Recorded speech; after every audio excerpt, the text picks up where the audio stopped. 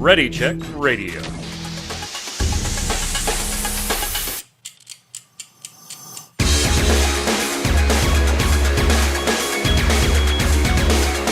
What's up, Internet? Welcome once again to Snowbound, Ready Check Radio's Blizzard podcast. It's Tuesday, it's 7 p.m. Eastern. I'm still Mike Byrne. That hasn't changed, so I guess we're going to do a show. And it looks like we are the reason for change. We are the reason. When you post a 40-second video on your YouTube channel about indie declaring that not everybody hates dicks, well, apparently that leads to change on the Blizzard front. Change we can believe in. So we're going to talk about that. We're going to talk about Sloot interviewing Morgan Day, lead developer, and then some Overwatch Anniversary stuff, Diablo news, Hearthstone news. We got it all. We're going to get to it. Joining me, as always, Mr. Dom Greco, a.k.a. Zista. What's up, sir? How's it going? How you doing today? Oh, boy. So you got the achievement, no dicks in your salad. You never had a dick in your salad, and it's a dick-free salad. That is absolutely, 100% correct. And we got to time out Indy Garona real quick out of our chat. So that takes care of that. Everybody's points have been redeemed. Congratulations on your salad, Zista. How you doing this week? Thank you. Doing well. Thank you. Well, don't talk quieter now. I turned the volumes were checked pre-show. I can get closer. Yes, You can get as close as you want. As close as you want. Really close. Really close. Let's ASMR this stuff. Yeah. Also on the line, salad. Angela Mercurio, a.k.a. Indy Garona. What's up, Indy? Hello. What is that lip gloss you got on? Oh, am I allowed to say? Of course. That would be Gamer Glam Cosmetics. Oh, Knuckles down. Look at that. It's amazing. You are loving it. Freaking amazing. Try it. You won't regret it. Like, we had to stop the show so that you could run out and do a quick refresh. Yes. It's like Horde Red. It's perfect. But now you're all refreshed and we're ready to go. Did you say Horde Red? Horde. Oh, like, Horde. Horde. I was like, seriously? Did she just say, look at it, it's like Horde Red? Well, it could be that too. But it certainly Horde. could be. Certainly could. It just wasn't expecting for the Horde. For the Horde. For the Horde. So Horde the only Red, correct faction. Alliance Blue. That type of thing. Gotcha. Gotcha. Anyway, let's start off with some World of Warcraft news because, gang, we did it. If you watched last week's show on... Well, that's Mike forgetting to make an overlay. You did it. I did it. Naked. Can we get a round of applause, without your please? overlay. I did it. Applause. Yeah. There's the applause. I was so focused on starting on time today because normally we're like 2 to 5 minutes late, and that's fine in most cases. But forgot to make an overlay that tells you all this is episode number 26. So, and advertises ReadyCheckRadio.com. Like, it wasn't doing anything important. It was like not doing anything. It's just the website. No, you could totally do without it. Yeah. So if you're watching on YouTube or listening on Spotify, obviously head on over to ReadyCheckRadio.com. That's RAIDEO. And, of course, come check it out live sometime. This show's Tuesday, 7 p.m. Eastern every week, in addition to 2 other podcasts that we have running and tons of volunteer streamers. Anyway, if you watched or listened to last week's show, you know that some of us didn't like the idea of $35 for a character cloning service for the Burning Crusade Classic, which, by the way, pre-patch went live today. A little more on that later. Indy, you were kind of okay with this, actually. You kind of white knighted a little bit Blizzard and said, well, you charge what you got to charge, boo. You do you, boo. So yes, but here's the thing. Like, I'm not totally. I think maybe people might have gotten the idea that I'm just like, yes, I'm just like championing this thing of monetizing everything, and like, no, that's not where I'm coming from. Where I was coming from was more of the entitled player point of view, like the players that feel that they should just be given all of these conveniences for free. I absolutely don't. I would be happy if there were no conveniences, like no boosts, no way to buy gold, no way to move a guild from server to server, but there are these things. So yes, they should cost something. Yeah, and I don't You know what think I mean? any of us, even Zista and myself, didn't say, like, hey, this should be free. Like, we disagreed with anybody online saying that this should be free. Yeah. From a software development hold on, though. standpoint, with that being my degree, like, I could not understand why this would be a fee or a high fee at that, given that the way they're doing this automatically duplicates the characters. It's just a checkbox. So, like, I would have been okay if it were free, but if you want to make a couple of bucks off of it, I was surprised by the 35 more than there being a price. Well, that has changed. You don't say. I say, in fact. Zista down from $35 to $15 for character cloning with kind of, I mean, it's not really an apology, but it's more, hey, It's an providing explanation a character with a for why they second, providing you with a second copy of a character is different for us. This is new. Our original concept of the value of the service was based on how we price other options and optional items and services. We want players who choose classic era realms to feel as though their choice comes with the possibility that they'll be able to build relationships and guilds with other players they can count on. However, the last week or two, we've gotten a very large amount of feedback from the community. We've decided to lower the price. A lower price will still likely accomplish our goals with the new service while allowing many more players to explore the option of playing characters on both Classic and BC Classic realms, dropping to 15 USD. Are you able to stomach this choice a little more now, Zista? I mean, I'm not going to be using it at all because I never played Classic to begin with, but I think for the people that have been playing quite a bit and have multiple characters over there, that this is a lot more reasonable for them to consider using. So I'm good with it. I'm happy that some of my friends that play on the Classic servers are able to do this and not feel like they're going to break their wallets doing it. Moving 2 or 3 characters. Yeah, Indy, this one for me kind of comes in under the, well, okay, $15 feels less bad, and I kind of expected it to be at 10 or 15.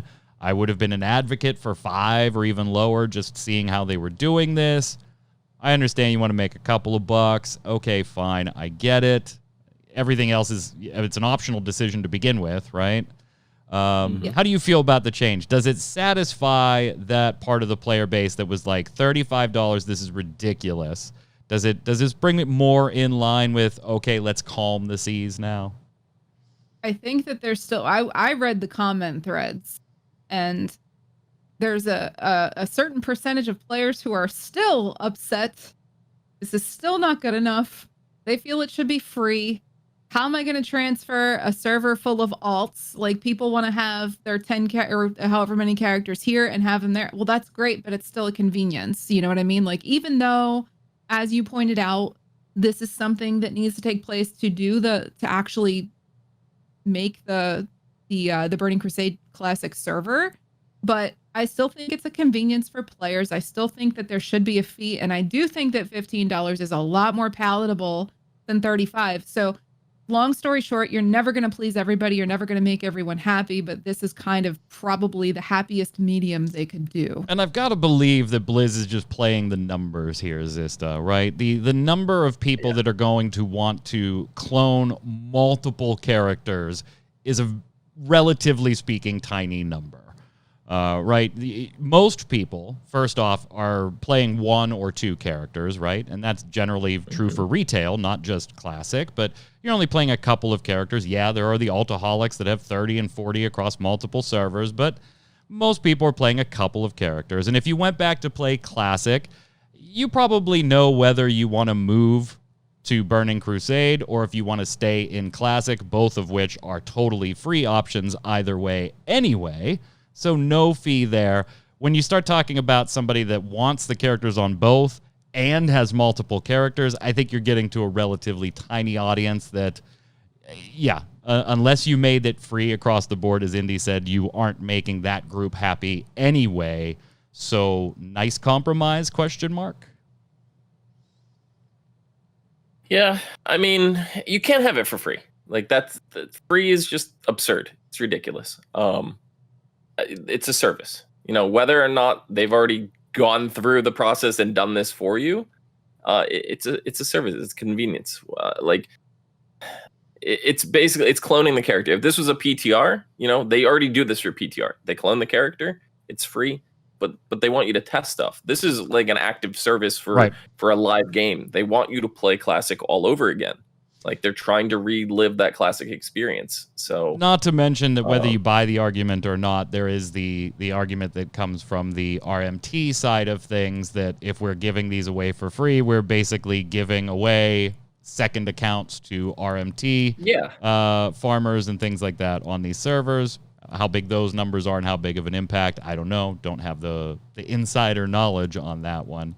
But speaking of all of this, those decisions start today, my friends. Today. We are 2 weeks away from Burning Crusade Classic launching. The pre-patch is today. So you can start making these calls today. You can start leveling today. And Indy, your Belf and your Draenei are available today. They have your Belf, yeah, I know. They have also, interestingly, and this I think was a really good call on Blizzard's part, very, very good call. They have removed the cap on the amount of dungeons that you can run within a given time frame. Now, this cap was originally put on there so that they could help control RMT and get an idea of accounts that might be doing things and give them a chance to react, a reaction window. But given that we have 2 weeks to launch, people want to level some characters if they haven't played Classic at all. Is this that they have taken this cap off? They will revisit down the road whether or not this cap should come back, and if it does, what the amount of dungeon runs will be. Super intelligent move. I've seen nothing but thank you on the forums for this one. Super good call in my book. Now, does this apply to live as well? Because there was always like a 10 dungeon cap per hour on live. This is on Classic, my friend. On Classic. Because this, back in, it used to be 5 an hour. And I remember back in Vanilla trying to farm Scarlet Monastery for Grave Moss to clear Naxxramas, and you would hit that cap really quickly. Indy just had a flashback, I think. Mm-hmm. Like she immediately just started laughing when he said that. I picked the flowers back then. Aw. Aw. I mean, I think everybody that was in a high-end raid group had to. Yeah. Onion Knight in chat says apparently they're doing cross-realm for the vanilla Classic era servers. I doubt most Classic players who want no changes will be happy with that. Yeah, no. No. That's even more of a reason to just let your character move on and progress to the BC Classic. It's one of those things, though. It's like, I don't like that they're doing that, but damn, if I just understand why they're doing it, though. You kind of have to. You kind of have to. I get it. Speaking of things that Blizzard may be doing in the worlds of Warcraft, Sloot interviewed lead developer Morgan Day this past week. And if you didn't get a chance to watch the interview, highly recommend that you go watch it, particularly if you're into the raiding scene, if you're into the Mythic Plus scene, if you're into the raid gearing scene, that type of endgame stuff. It's a fantastic interview. I'm going to tell you that most of the time I was caught up watching Sloot's reactions to things.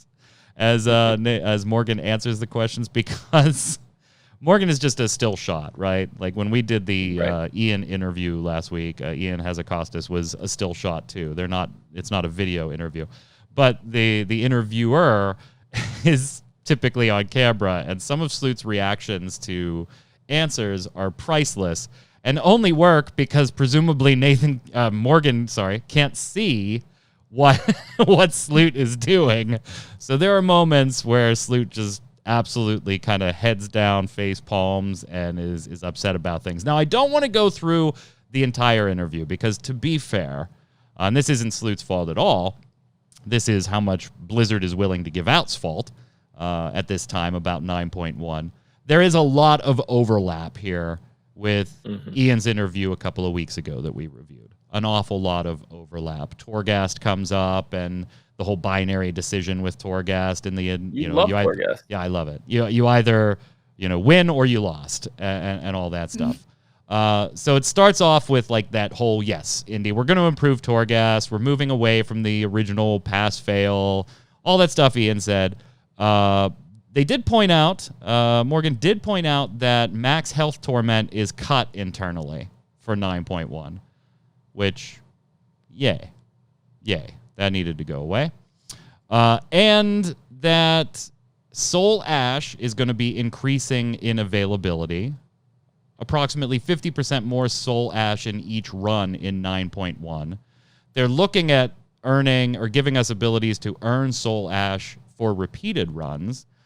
And that's in addition to what we talked about a week or so ago, the ability to transfer Soul Ash between characters. So never has it ever been easier to build a legendary, Indy, or those multiple legendaries for your alts. Hopefully this is just going to continue to get easier and easier. This was like on the whole subject of alt catch-up with Renown and Soul Ash for legendaries and everything. I like these changes. Still doesn't make me want to run Torghast, but I like these changes. But even with the repeat runs, it's like if I've already run Torghast this week and then Mike needs it and is like, hey, does anybody want to help? I can still benefit from it. So, yeah, that's totally something I would ask. Yeah, every day. Every day I'm tweeting out, I need somebody to run Torghast, please.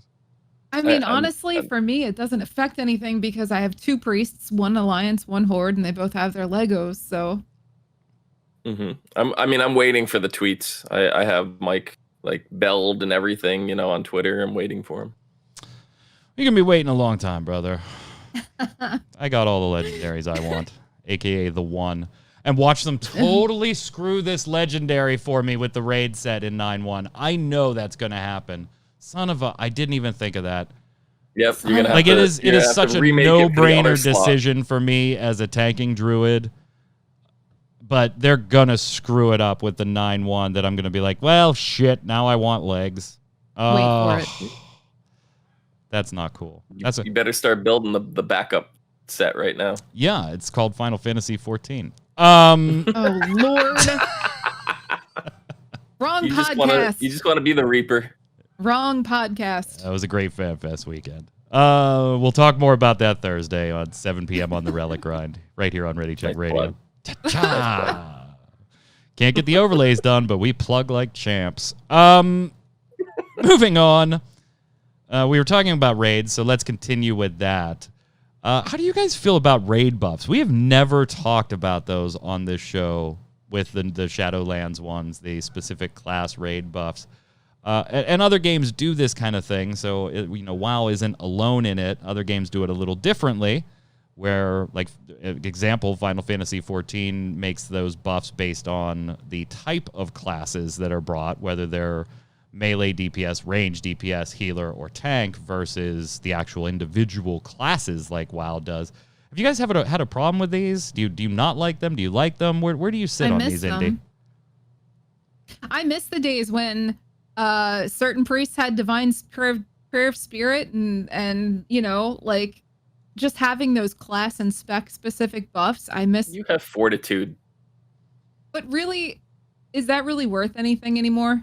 Like, ask your tanks.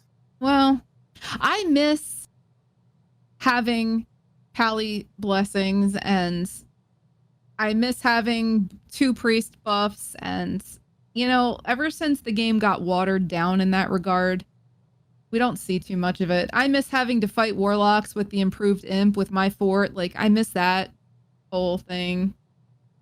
Yeah, but it starts to get into this weird situation right now, Zista, and Sir Onion Knight is letting us know in chat that Burning Crusade Realm Maintenance just got extended till 10 p.m. Pacific. Yeah. So, oof. I mean, they took scrolls away, right? So, like, we can't even compensate for things that don't exist anymore via scrolls. And I feel like it doesn't feel great bringing particular classes just because they're going to give the raid some type of buff, even though they're, maybe their DPS is lacking, or maybe they're not geared enough to be an adequate healer or a tank. Like, those type of decisions suck. Now, Morgan was talking about this from the perspective of that does feel good, though. Like, your class adds something to the raid, and it's unique, and you feel special, and they don't want all of them to feel the same or anything like that. And while I can certainly appreciate and understand that, there is I don't really want to bring a mage because we don't need int, right? In our primary raid composition for for this specific fight or this raid or whatever the content piece is. I feel like part of that, though, is due to 10-man raiding, right? Is you lose out on certain buffs with 10-man because, if you're playing with friends, not every single one of you, the people you're playing with are going to be playing separate classes, and you have to have a certain makeup. Most people don't raid as 10, though. They raid, I think, a minimum of like 12 to get optimized damage and healing and stuff like that. But still, like, even then, when you're dealing with groups that small, to try to rely on having one of every single class in there, that it's not happening. It's not. I wonder why they haven't looked into it, switching it to class type, like you see other games do, where, range DPS. It doesn't matter whether it's, a hunter playing a range spec or if it's a mage. That's a range DPS. It brings X buff with it. I wonder why they haven't looked at that, considering the abilities with the flex raid to go from 10 to however many people you decide to bring. Because I would like cry. The one spell I miss the most is Thorns. Because you would cry. Why would you cry? It's just more giving the one peeve I have with World of Warcraft and how going from classic to now is that how they feel they need to maintain this perfect balance between all of the classes. Everybody needs to have an oh shit button. Everybody needs a self heal. Everybody needs this. Everybody needs that. Like, if you give everybody that's ranged a buff to buff their raid with, it's just gonna, like, that will feel less special. I don't like it. I like having players having to make those decisions. Do I want to play this class in spec and sacrifice losing maybe this, but play something I really love? And maybe I don't get this ability that every other player has. Do you remember back when, like... Uh-oh, she's about to kick us off of her lawn. Like, every man for himself.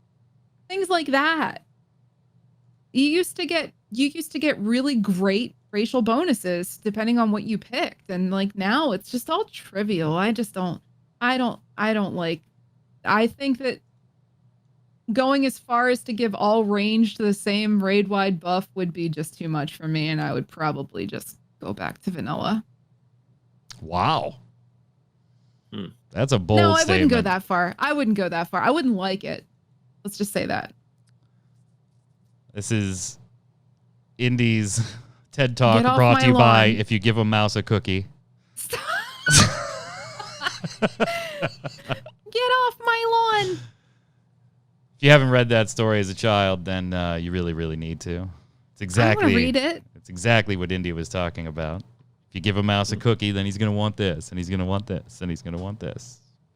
And the mice, they kind of have some like bleed over, right? We have mages, that can bloodlust or time warp. Now we have hunters that can do it with certain pets. There is some bleed overs for some raid wide buffs, but prime example there, yeah. But there's not enough. Like, mages used to have like amplify and dampen magic, things like that. And yeah, I think there's some bleed over where you could do certain things with maybe having two classes have each of the abilities in some way, shape or form. But to give just like blanket wide to everybody of that role, I think is not a good solution. Well, either. Morgan agrees with you because his ending statement on this was, everyone doing the same thing or the same buff, that's boring. Where people that need to milk the extra 1%, though, are looking at it going, I don't want to bring this class with us because we need the DPS out of this class instead, but we're going to take the buff, and all you got to do is punch a monster once, and you're useful to our raid. But that's where the decision comes. Like, I like having to make decisions like that. What are you willing to sacrifice to get that buff? I agree with you at our level of gameplay, which is generally the high end of the heroic stuff when we're talking about raiding, right? None of the three of us are hardcore progression mythic raiders, where I can absolutely see where that decision doesn't become as fun as it does at our level, and it becomes more of a hindrance at their level. when that last 0.0% or 0.8% matters exponentially more than it matters to us fighting a heroic Denathrius. The largest part of the interview that I thought was probably the most interesting was actually about weapon tokens. Because, yeah, Morgan did a fine job with this interview. You know, it was fine. It was fine. It wasn't great. It wasn't subpar. It was just fine. As far as how, like you said, it was all about his reactions. The watch wide Sloot's eyebrows, reactions, the face particularly palms. on this topic and on the class raid buffs that we just talked about. Because Sloot asks, you know, why are we moving away from weapon tokens? You know, why are we doing that? They seem to work just fine in Nathria. Why are we moving away? And Morgan kind of starts talking that, you know, primarily lore reasons, which that went over like a lead balloon. That went over like a lead balloon because the idea was not only are the tokens going away, but that you will have to get the weapon drops themselves from the bosses in the raid. But that's a little concerning because looking at the weapon drop tables from across the entire raid, the last two bosses obviously have the higher eye level, but not all specs are represented and have a weapon drop from those two high-end bosses. So, yes, you might get your, you know, whatever, 213 in using current eye levels, right? You might get your 213 from a heroic boss 2 in Nathria, and then Denathrius, instead of dropping the weapon token, would drop the weapon, and your particular class spec's weapon is not represented on that loot table.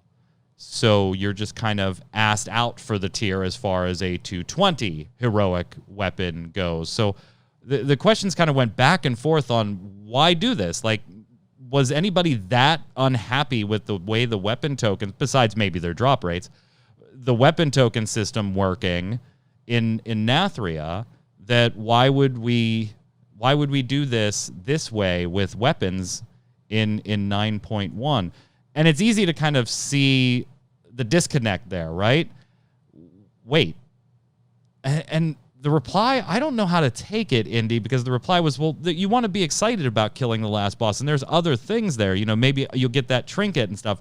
But that kind of failed for me to take into account that, yeah, everybody has a chance at that damn trinket. That's not what I'm talking about. I'm talking about, Indy, you have a chance at the 220 weapon off Heroic D, and I don't, because my spec isn't represented on that loot table. Sure, we can both get the trinket. Like, it was just weird, the moving away from these tokens into the weapon drops, and he kept talking about it being a lot to do with some lore reasons. Like, well, if this boss is holding a big-ass cool axe, we would want that axe to drop from him and not have to put it on the last boss simply because that's the way our loot works. No, we're running heroic. That's why I use the numbers 213 and 220, because they're the heroic numbers, Anya Knight. I wouldn't say mythic and then use those numbers, because then you'd be commenting I'm using the wrong damn numbers. Anyway, Indy, how do you feel about it? I don't understand why they're moving away from it. Was anybody... I didn't see anybody complaining that hard about this, besides they weren't dropping often enough.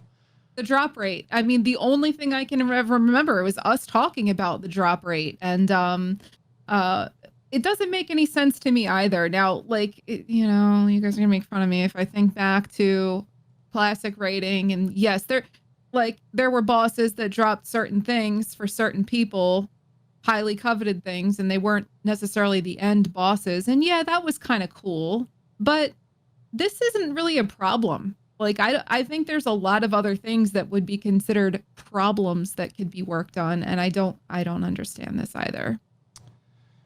This he also threw out there that not everybody beats the last boss, which I thought was another argument that really didn't hold a lot of water if you looked at it longer than 15 seconds. Yeah, but that kind of bugged me, though. It's like, you get the weapon off the last boss to make things easier. You want the weapon to defeat the last boss, you know? So, like, I do agree that maybe some of the weapons should be on there earlier, because it kind of does feel bad going through like the entire raid tier and not having a weapon upgrade until you kill the last boss. At that point, it's like, so I have to run Mythic Plus to get a weapon that is equivalent to what I would get off of the last boss in eye level. That even though the last boss is like maybe the proc or something on it is better than what I'm getting out of Mythic Plus. And but let's not just, be coy, by the way. Blizzard has done this for years. Yeah. You know, this is nothing new. Yeah. They've done this for years, and typically they've balanced around it to a certain degree, right? Knowing that Guardian Druids don't have a 220 weapon to get, their weapon is going to cap at 213. They'll buff and nerf across the classes boards to kind of, you know, assuage that and make it a little less impacting. It's like, I remember back in Vanilla, you had I don't remember the name of it, but it was the like the pill bug that burrowed in AQ40. He was like halfway through the thing. He dropped the AQ Ripper. Yeah. No. I don't remember his name. Oro. No, that was the worm, wasn't it? Oh, you're the worm. I'm talking about the pill bug. Like there was 3 of them or something. It was right after the I'm ashamed. I the should know AQ this. Guardian. Yeah, it was right after the AQ Guardian fight. But no, it was like the middle of the fight, and it dropped the AQ Ripper. Like that was the best melee sword, one-handed sword in the entire raid tier. And then, you know, you had in Naxxramas, you had Iblis, and you had different swords like that like led up. Like, yeah, there was a better one, the one everybody wanted off of, you know, the Kel'Thuzad fight, the one that the Sword of Unquestionable Truth from South Park was based off of. You know, so there's been stuff off the last boss, but there was stuff along the way too, and that's kind of what I'm missing out on, is the stuff that's along the way. The best moment in this line of questioning, by the way, is when Sloot asks, well, I mean, have you ever thought about, you know, having the weapons drop from all the bosses, all the various bosses in a raid, and then having the last 2 bosses just be able to drop the weapons at a higher item level? And Morgan goes, huh. That's a thought. Have we ever done that? And Sloot goes, I mean, you basically did in Nathria, right? It's just tokens, not weapons. and Morgan just kind of goes, oh yeah, I guess you're right, ish. I'm like, no, Sloot's dead right. He's dead right. It's tokens instead of weapons. Another great moment that I am sure Josh Allen immediately was looking at monitors, talking in ears when it happened during this line of questioning, was when they were talking about weapons dropping from final bosses. Morgan says, he says, you know, when you kill Sylvanas in 9-1, you'll take her bow off of her corpse. Her corpse, in quotes, quote, corpse, quote, corpse. Better not be a corpse. There was just, I mean, instant technically panic. She's already dead, so she is a corpse walking around. So you can still take it off her corpse without her being defeated. Like, I don't know. I just feel like this is fixing a problem that doesn't exist. That didn't exist. Yeah, no.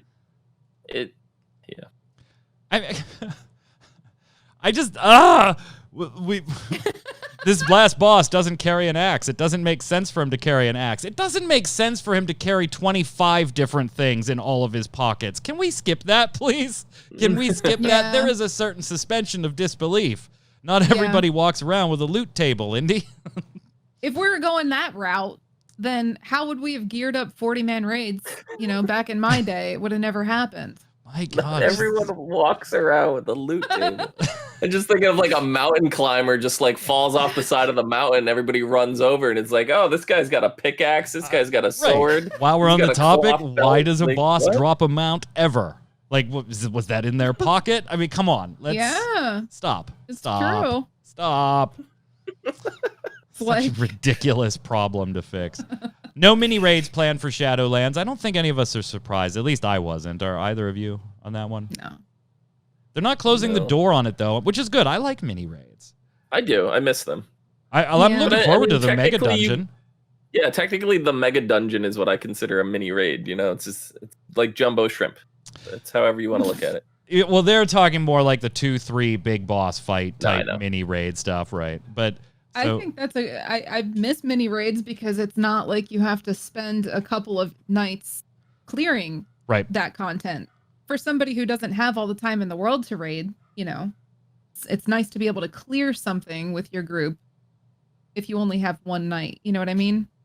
Yeah, I mean, I like the aesthetic change too, and sometimes it's just like, yeah, go fight 2 bosses over here, go fight a third one, you know, on somewhere else, and the last 2 in another raid. Like, but that's a lot for the art department, and especially with them dealing with a whole pandemic and adjusting to that, probably not something extra they want to throw on their plates right now. Yeah, I couldn't help but listen to this question being answered, and they said, you know, none planned for Shadowlands, but we're leaving the door open for the future. We're not taking that off the table. We do like that when it makes sense in certain circumstances or when we need some stuff for this or this or this. And I was kind of like, or like when you have a long content drought, maybe? Like, can't help but poke the bear on that one. But yeah, I love mini raids. So I'm glad that I also love mega dungeons. Return to Karazhan. Oh, ran it for the first time, and I was just like, squee! Oh shit, I'm supposed to tank. Yeah, I loved Return to Karazhan. Yeah. Last thing on this, and kudos to Sloot for asking this question. And you know what? I don't watch a lot of Sloot's interviews, and this one was a little chaotic to watch at times.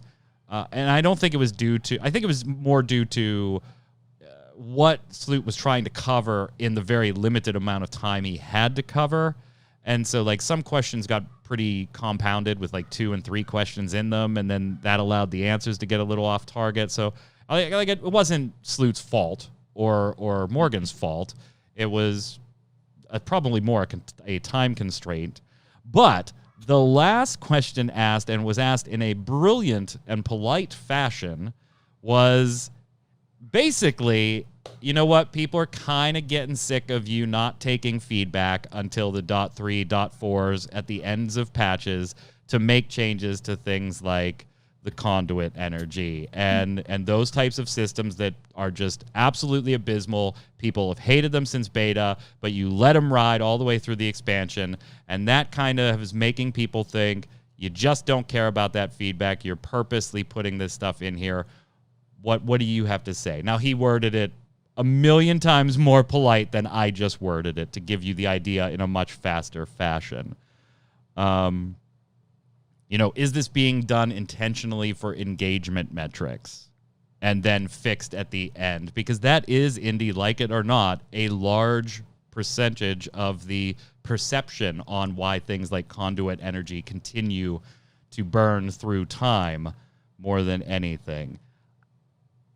I want to believe that they want to make the best game possible. And so it's just, that's when it makes sense to make these changes. And there really wasn't an answer there besides, you know, we try to make these changes when it makes sense to make those changes. And you know, he kind of danced around it a little bit, but kudos for Sloot for asking it. That's a good question. I never would have thought of it being used intentionally for engagement purposes. And if that was the case, that's really crappy. I don't even want to believe that.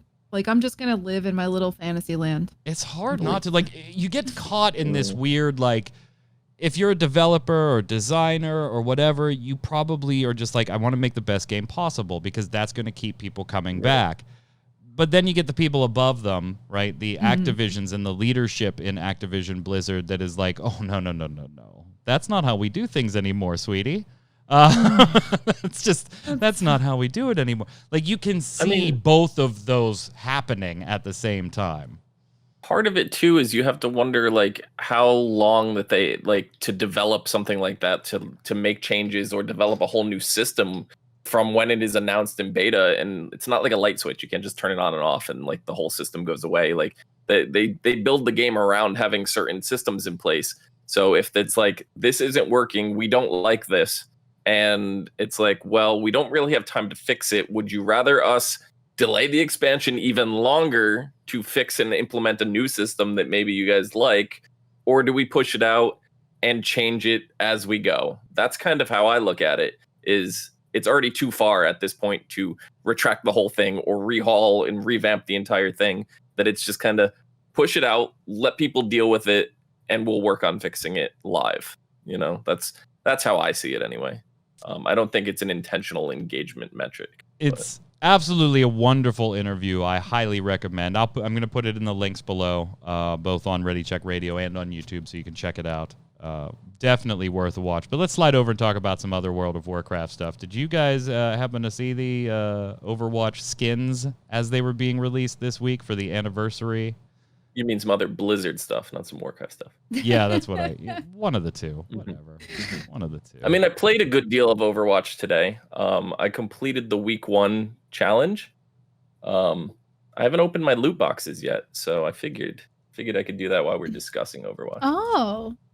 Well, we could definitely do that. Let's take a look at some models first, though.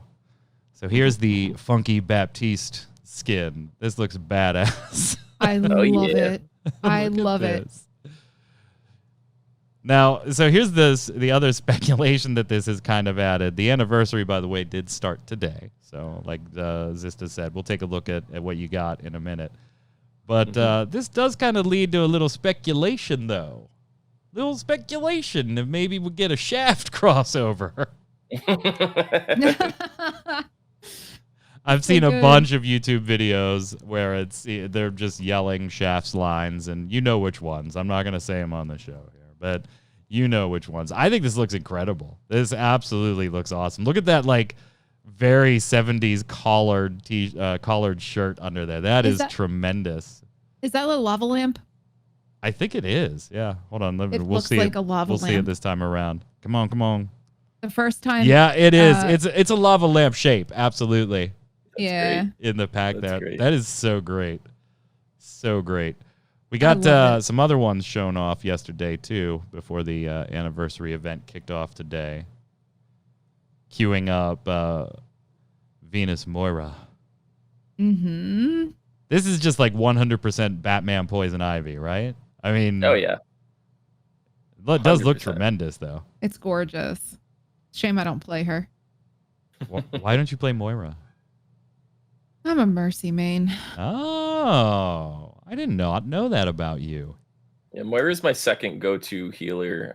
Ana is my first. I really should try. I mean, like, I should be able to play all the support classes. I'm just like, I'm stuck on what I am used to. Yeah, Jason in chat says Guild Wars 2 crossover on this one, and I could absolutely see that. This is very, very Guild Wars 2. Plant I people. will say Indy does play a pretty mean Brigida.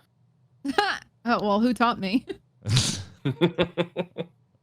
I learned from the best. My guide is coming soon. Yes. Who else do we got here? Next up, It must take a long time for you to write that guide because it's so complex. Black is Cat very Sombra. I think this is the best one of the. Oh, I love that one. The It's so colors. good. The color So we scheme got is Poison awesome. Ivy on and it. Catwoman. Yeah, we really do. It's like they were like, who do we want this time? How about Shaft and the Batman females? That's how the boardroom meeting went. And somebody was like, Yep. damn, I think we got it. Let's wrap lunch. Let's wrap. This looks gorgeous, though. I'm hoping I get this out of the loot boxes. So what Well, all let's have you see. done so far with the anniversary event? Like, it just started today, so you've only had a little bit of time Yeah. to do it. So I finished week 1 entirely. I'm gonna open the boxes while I talk about it. We got I got 4 and then the base one that they come with. But yeah, so I completed all of week 1, which they've changed this year. They changed very slightly. Look at this dance mode. I love this thing. They changed it slightly where it used to be you have to get 9 wins total to get everything, and now they've Right. changed it to like play 27 games total, but every win counts as 2. So I feel like that is Cool. a So I much could still get this stuff, better. even though I couldn't win. Exactly. Right, Ooh, we right. got one legendary. We got the Doomfist one. That's a The big Doomfist fist. gladiator skin. That's a big fist. It is. I like it. I'm gonna equip it.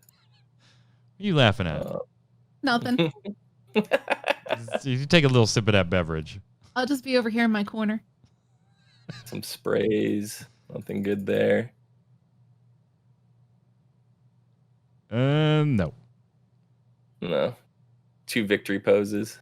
I mean, May and you got the Diva. Doomfist Gladiator skin. That's not terrible. Yeah. We got one more. We got the golden legendary anniversary box. Comes with at least one legendary. Wow. Oh, we look got at the that! Moira one. Look at We got that! the Moira one. Look at that! You grabbed the Moira Venus one. Yep. You didn't get your favorite. You didn't get your favorite. Brigida's new dance as well. Look at that. Nice grab. Nice grab. Advanced hero. What else we got going on for the anniversary, though? That's the Junkrat skin as well. Candy Junkrat. Oh, that looks awesome. He looks my straight out of like God. Milton Bradley's Candyland. I think it's Milton Bradley. You know, I would if play Junkrat if I could get that. a Satan Candyland version, yeah, that would that seems about right. The week 3 challenge is 8-ball wrecking Hamster. ball. Yeah. I wish the ball was completely black, not the wooden aesthetic to it, like like an actual 8-ball, you know. It should have looked like an 8-ball. We got the Bird of Paradise Echo, and then I've already earned the Cybermedic Ana, which I really like. That's the week 1 reward, right? Oh, that's This is cool. the week 1 reward, yeah. And then week 2 is Bird of Paradise Echo. Correct. And week 3 is the 8-ball wrecking ball. Yep. And then the other dance is Ash's cowgirl. What do you one. have to do to? Oh, that's so cute. Yeah. What do you have to do to unlock those each week? So if you go here, you have 6 days from right now as of this thing. It says for the first reward, which is the player icon, play 9 games. The middle one, which is the spray, is 18, and the skin itself is 27. Win or lose? Play win or lose in quick play, arcade, or competitive play. Wins count as 2 games. Nice. So Guess instead of what I'm just playing 9 wins, yeah. I missed Overwatch. I actually started playing with a group of people that I used to play with, and it is fun. You get your sweaty people that even in like quick play, non-competitive, people will still rage at you if you kind of suck. And for me, it's my first time with a lot of these heroes, so I will suck, and I'm fine with that. Yeah, I mean, I'm bad. I haven't played in a while. It's fun though. I should jump back in. So the arcade game right now, Mike, I believe for the rest of the day is Lucio Ball. Is that like Rocket League? That's the Rocket League of it. They change every day. I like how he knew released the exactly schedule where yet. to go to try to get me to jump in. He was like, Yep. I heard you like a little Rocket League. That one's so much fun. Yeah, so every day they'll change it. They cycle through basically every event. So we'll end up with Lucio Ball. We'll end up with May's Winter Snowball Offense. We'll have the Chinese New Year's Capture the Flag. They'll go through all the story ones. So we'll have Retribution and Storm Rising and I forget the name of the third one. We'll have that. They'll go through. They'll basically hit every single one and then it loops back around. So if you miss like Lucio Ball today, because I think it resets at like 8 p.m. or something like that. If you miss Lucio Ball today, it'll be back in like 6 or 7 days. So. God damn it! I might join you tonight, Indy. Is Lucio Ball going to be gone tonight though? It might be. I don't know for sure. I don't know what their reset schedule is. They haven't posted it yet, to my knowledge. Fine. Why don't you know? They haven't posted their schedule. Hey, remember, speaking of schedule, gang, the live stream reveal, 2-hour PvP reveal of Overwatch 2 is now in 2 days on the 20th. So I'm sure we'll do a recap of a lot of that information. Expect a lot of Overwatch 2 on the show probably next week because we'll have the 2-hour PvP reveal in 2 days, and then in 6 days, so right before the show, there'll be the Reddit Ask Me Anything as well. So a lot of Snowbound next week will probably be Overwatch 2. The rest of Snowbound will be conducted underwater. So they do have the schedule, which is up on their website, but they don't say what time it rolls hold on, over. Twitch viewers, sorry if your audio is getting janked a little bit. That means Streamlabs and Twitch are not playing nice, but we're going to continue on for the sake of the recording since we're almost done. Yeah. Their website has a schedule. May 18th is Lucio Ball, 19th is Halloween Terror, 20th is another version of Halloween Terror, Winter Wonderland, the 21st, the Capture the Flag, the 22nd, the 23rd is the entire Archives event, all the story modes. The 24th is the Archives events with the challenge missions, and then at the 25th it loops back around to Summer Games, and then you keep going like that till the end of the event. Very cool. Oh, Twitch fixed itself. Yeah, well, you know, Twitch is a bitch sometimes. Hey, let me ask you this real quick before we wrap it up with a couple of things here. I saw Game Rant wrote an article this past week where they said that they were, or the opinion piece was making the argument that some characters need to leave Overwatch as we head into Overwatch 2, and they particularly wrote up Bastion being a primary example of a character that just needs to go away for the sake of the game's health. Like, how do you guys... Is this obviously I'm going to go to you since you play more than us. What do you think here? Bastion is definitely an annoying character, but it comes down to you need to know the counters, right? If you don't know what counters what characters, it's like, yeah, if there's a Bastion, you kind of have to switch your whole team around and to compete with it. You want like an Ana to be able to sleep it when the shield goes down. Maybe a Junkrat to go jump on top of it and suicide and get the bombs to drop to kill the Bastion. The Ana also to anti-heal, you know, to do that. There's ways around it. But Bastion is a character that you kind of have to switch the entire team's comp around to stop. So yeah, I could see Bastion being a little bit of a problem. Because every time Bastion's in the game and gets play of the game, everybody goes, okay, well, he just sat there in turret form and left click the whole time, you know. So there's everybody makes fun of it. There's no skill involved to play Bastion. So you are not advocating that Bastion be removed then? I don't think he should be removed. Maybe reworked a little, like maybe reduce the rate of fire slightly, but nothing insane. I think he's definitely beatable. It's just you got to be competent enough to recognize when you need to switch and do it fast enough. That's all. Indy, on the Diablo front, we might have a little Diablo 4 news for you. It was kind of slow on that front until... Why am I getting Diablo 4 news? That's Zista. No, this is me and you. This is me and you. Okay. Screw Zista. Diablo 4 might be getting prepped for a little bit of testing on consoles. Where do we get this? Well, I mean, we're not going to see it this year and maybe not even in 2022, but Blizzard Activision did put a little something on the PlayStation Store. Little ID, We Love Dogs, was added to the network database. And a lot of people thought maybe it's Call of Duty related, a remaster or something coming up. But Justin X. Rubin on Twitter did some sleuthing on this file and found in the list of distribution assets the Diablo 4 logo. So definitely something Diablo related uploaded to the PlayStation Network store. Testing, I don't know. We'll see. Could be far off, but might be prepping for a little console test. Maybe. I'm not honestly, my interest in Diablo is just in going back to play it, the remastered, so I can get the lore. The story is all I'm really interested in. The gameplay mechanics aren't really my style, but like I said, for the story, I would probably go back and play it. Diablo 4, not super excited about it either way. I know we have one person on our panel who checks often to see if it's come out yet. You in that beta yet? Is this the Diablo Immortal? Did he uninstall it?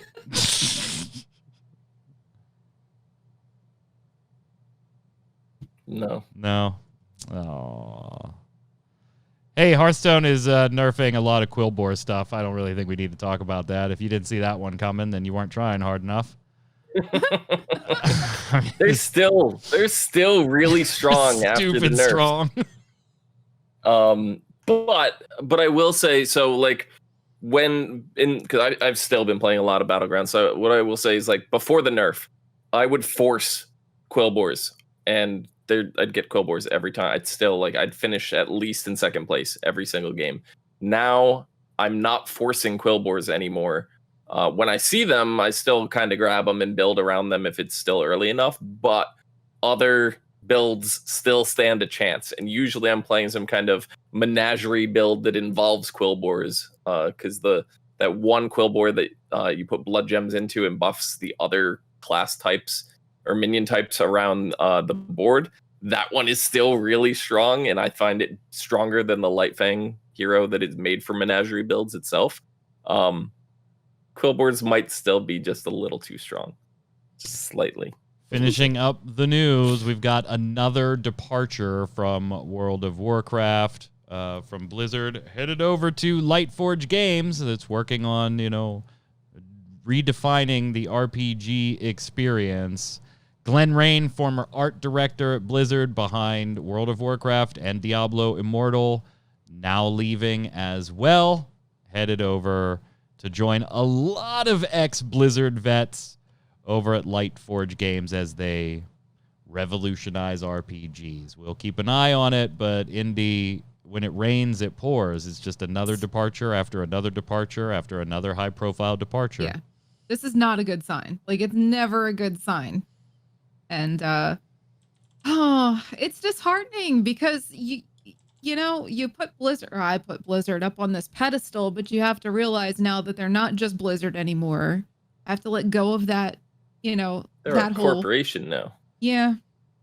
And that doesn't, honestly, that probably doesn't sit well for people like lead artists and concept designers and all, like, anybody who wants to have some sort of control over what they're putting out there. Because right now, like you said earlier, Mike, it's like, as much as Blizzard would like to still uphold the standards they used to have, they've got Activision saying, oh, sweetheart, no, that's not how we're doing this.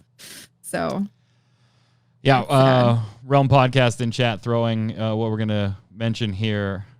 Dreamhaven, which we talked previously on the show, Mike Morheim's company, is part of the team that actually gave $5 million in backing to Lightforge Games. So heavily invested, not just in Lightforge Games being a ton of World of Warcraft and Blizzard devs, but also now Dreamhaven becoming partners and backing them with Mike Morhaime and his wife behind Dreamhaven. So it's really hard not to just go, are they rebuilding Blizz? Like, are they just rebuilding the original Blizz? Is that what's going on here?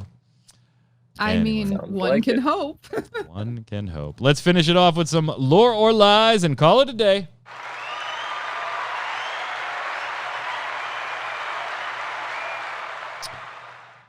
Remember, Lore or Lies is brought to you by our resident lore keeper, Lil Missy. You can follow her on Twitter right there, LILMISSY 4205. She had a lot going on with family this week, so no Lore or Lies segment itself, but I did want to give you the answer to last week's Lore or Lies. The lie was in the third statement. The truth is, the aspirant Thales pleads with the Mawwalker to not harm it. He hopes to find a way to still save them. In the meantime, the Construct is used to rampage and destroy the House of Construct's forces, as well as taking out Baron Halls. And I don't know. Everybody's just typing in the show notes as we finish up here. Missy will be back next week with 3 factoids from our storyline of Shadowlands, one of which will be false, and you will have to tell us in the comments below which is which. But chat, don't go anywhere after this show. We're going straight to a live stream after a 30-second blackout to relabel everything. And coming up next, Mr. Jason Winter. How are you, sir? I'm doing pretty well, but how are you doing? Because we both canceled gaming Gumbo last week in case our vaccine shots turned out poorly, and I thank you for asking. I got my second vaccine Saturday morning. I had a little, arm sore at the injection site, just like the first shot. The rest of Saturday, I was fine. Sunday, I was more lethargic than normal. I was just like, I felt run down, just tired. I felt like that on Saturday too, but I thought it was just because I got bad sleep because of some other things I had going on. But yeah, I could have done a show Saturday night. I would have been okay for that. But yeah, I would have been fine Saturday night too. And we both thought we would be. We just canceled it just in case because let's cancel a week ahead rather than 20 minutes ahead. But yeah. I thank you for asking, sir, and I'm glad you were fine too. I was just tired Sunday, and that was it. So was my son. So everybody in my house has now been fully vaccinated except for my daughter, who got her first shot this Saturday, since they had just lowered the age restriction on Pfizer. So 3 weeks from now, everybody in this house will be vaccinated. Excellent. I'll come over, visit, sleep on your couch. There you go. What the hell are you playing tonight, though? I'm going to go back into End Zone: A World Apart. That was the post-apocalyptic city builder that I played a while back. Yeah. They actually fully launched when I played it before. It was in beta or early access, or whatever they were calling it. A little better now. They tightened up a few things, made it a little easier to follow some things. And I got pro tips from our good friend, Mr. Mike B. He's like a End Zone wizard. He's like an End Zone pro player, basically. He's got like 30 videos on the game. So nice. He gave me some tips. Chad, if you want to hang out with Jason and check out AKA Mike B's pro tips, then just hang tight. We'll, after post show here, go dark for 20 or 30 seconds so we can relabel Twitch for you. And Jason will be live. If you're watching on YouTube, Spotify, or on ReadyCheckRadio.com, consider making the live show sometime and hanging out for the streams after the show. Of course, we will be back next week with another Snowbound, Tuesday, 7 p.m. Eastern Time. Until then, Indy, where can everybody find you? You guys can find me at Indy Garona on Twitch, Twitter, Insta. I'm starting the TikTok thing, but please don't hold me to that because I don't know how to TikTok. So mainly just Twitch. I heal things in World of Warcraft most of the time. Most of the time. Zista. Find me places. That sounds about right.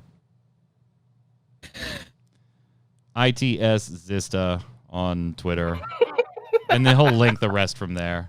My name's Mike Byrne. You can follow me right there, Magic Man 1. But more importantly, follow at RC Radio, RAID, like your raid, EO, over on Twitter so that you know when we're going live with what shows and what we'll be talking about. Until next week, gang, stay safe. We'll see you out on the servers. Later.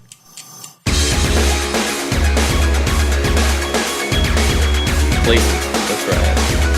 Next week, say, everywhere.